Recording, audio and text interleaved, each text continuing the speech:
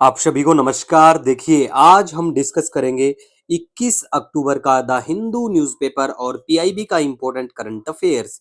देखिए, आपको बता दूं, जो बच्चे यहाँ पे कई बार कमेंट कर देते हैं कि सर इंग्लिश में वीडियो जरूर लेके आया करो, तो भैया हमारा जो करंट अफेयर है ना, वो दोनों माध्यम में होता है, हिंदी और इंग्लिश दोनों माध्यम में होता है।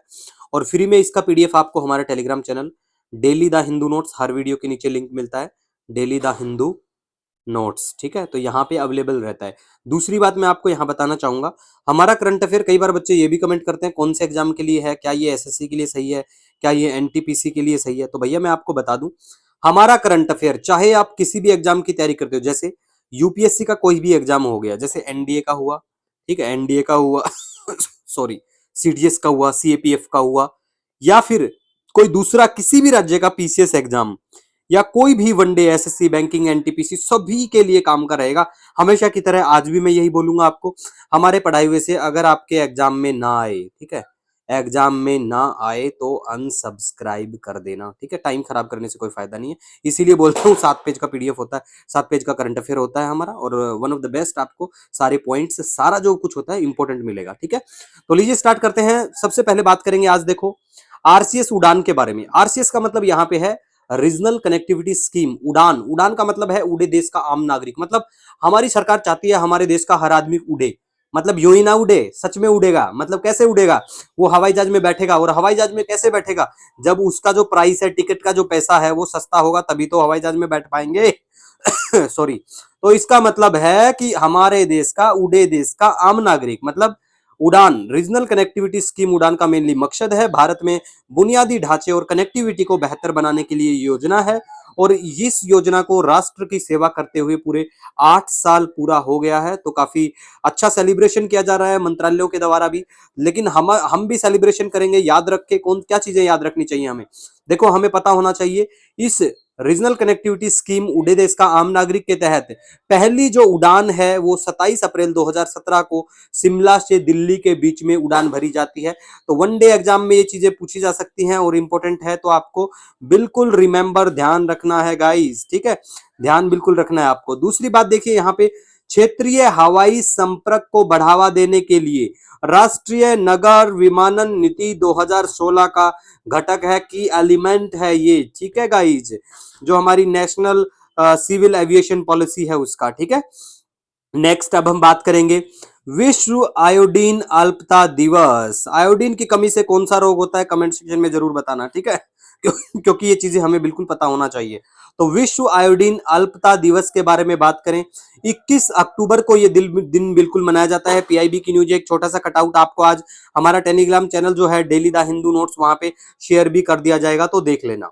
इसके बाद सॉरी, हम बात करेंगे भारत और ओमान। भारत और ओमान मिलके, मतलब एक बाइलेटरल है, दोनों देशों की द्विपक्षीय एक्सरसाइज है ये, ठीक है। तो ये भारत और ओमान के बीच में संयुक्त नौसैनिक अभ्यास है दोनों के बीच में, जिसका नाम है नसीम अल बहार, ठीक है। तो ये नाम आपको पता होना चाहिए, मैप में टेंशन मत लो, वीडियो के एंड में आपको मैप में, लोकेशन में आपको हम ओमान दिखा देंगे, ठीक है, ओमान घुमा देंगे आपको, ओमान, यमन सब दिखाएंगे, ठीक है।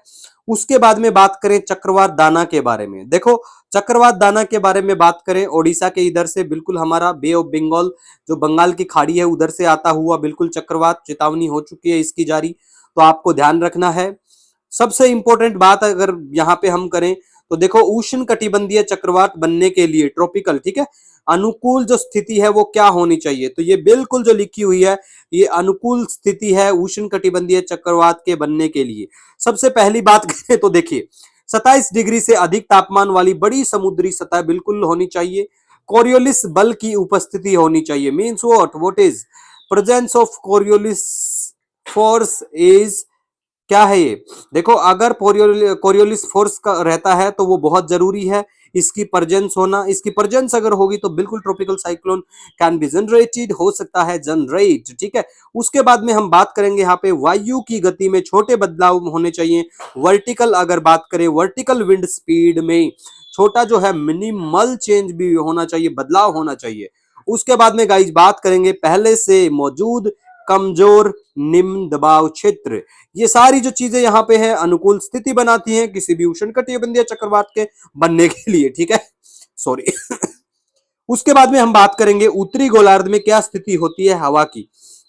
तो देखो, हवा जो है एंटी क्लॉकवाइज होनी चाहिए। हिंदी की बात करें, हिंदी में इसे कहते हैं वामाव्रत दिशा। ठीक है, बहुत हार्ड होती है हिंदी भी। ठीक है, तो वामाव्रत दिशा में चलती होनी चाहिए और इसका अपोजिट होगा क्या, दक्षिण गोलार्ध जो है उसमें फिर इसका अपोजिट होगा।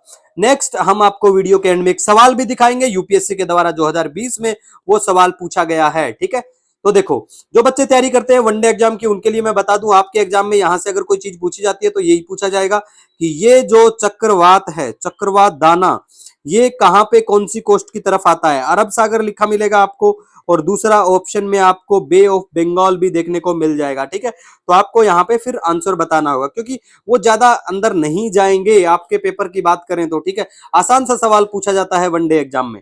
उसके बाद गाइज हम बात करेंगे यहाँ पे इंडोनेशिया के राष्ट्रपति के बारे में। इंडोनेशिया के जो राष्ट्रपति हैं प्रबोवो सुबियांतो, ये इंडोनेशिया के नए राष्ट्रपति बनते हैं। तो आपको ध्यान रखना, सॉरी सॉरी, अभी थोड़ा तबीयत सही नहीं है, पोल्यूशन इतना ज्यादा हो गया है यहाँ पे। अलमाटी ओपन के बारे में बात करें, अलमाटी ओपन जो है 2024 का खिताब जीत लिया है ऋत्विक बैलीपल्ली और अर्जुन ने। ठीक है, और ये जो गेम है, ये अलमाटी ओपन जो है, ये बिल्कुल टेनिस से संबंधित है और ये होता है कजाकिस्तान में। नेक्स्ट अब हम गाइस बात करेंगे, आपको घुमा के लेके आएंगे ओमान और लेबनान। सबसे पहले आपको ओमान घुमा देते हैं। देखिए, ये मैं सॉरी यहाँ पे मैप में लोकेशन आप देख पाएंगे, ये देखिए ओमान पड़ता है यहाँ पे, इधर आपको यमन दिखाई देगा, यूएई इधर दिखाई देगा बिल्कुल, ये पर्शियन गल्फ ये है, गल्फ ऑफ ओमान दिखाई देगी। यहाँ पे ये जो समुद्र है इसे रेड सी के नाम से जाना जाता है। और यहाँ पे जो ये लोकेशन का पॉइंट अंकित हो रहा है, ये वाला देखिए, ये मैंने सर्कल ज्यादा कर दिया कुछ, लेकिन यहाँ पे ये जो एरिया है इसे कहते हैं लेबनान। ठीक है, लेबनान काफी चर्चा में है क्योंकि इजराइल ने यहाँ पे जो भी हिजबुल्लाह हमास के जो भी लोग हैं उनको उड़ाने की बिल्कुल पूरी तैयारी बना ली है। और ये जो समुद्र है नीला बिल्कुल पानी, इसे कहते हैं मेडिटेरेनियन सी, तो पता होना चाहिए। लेबनान की बाउंड्री कौन कौन से देशों को टच करती है, छूती है, कमेंट सेक्शन में बताइए। पहले भी पूछ चुका हूं ये वाला सवाल, तो आपको फिर से बताना है सॉरी। उसके बाद में हम आपको ये सवाल दिखाते हैं, 2020 में यूपीएससी के द्वारा पूछा गया प्रश्न है। देखिए, इस सवाल में पूछा हुआ है कि जेट धाराएं केवल, देखिए ऑप्शन हम खुद यहाँ पे डिसाइड करेंगे, मैंने ऑप्शन मेंशन नहीं किए हैं तो टेंशन मत लेना। एक ऑप्शन की अगर ए की बात करें यहाँ पे, तो ए ऑप्शन बिल्कुल ऐसा है जिसमें एक दो तीन तीनों सही है। दूसरे ऑप्शन की बात करें तो वहां पे बिल्कुल दिखा रखा है यहाँ पे कि मतलब यहाँ पे एक ऑप्शन जैसे 2 और 3 हो गया। और सी ऑप्शन की बात करें तो वहां पे सिर्फ 2 ओनली है।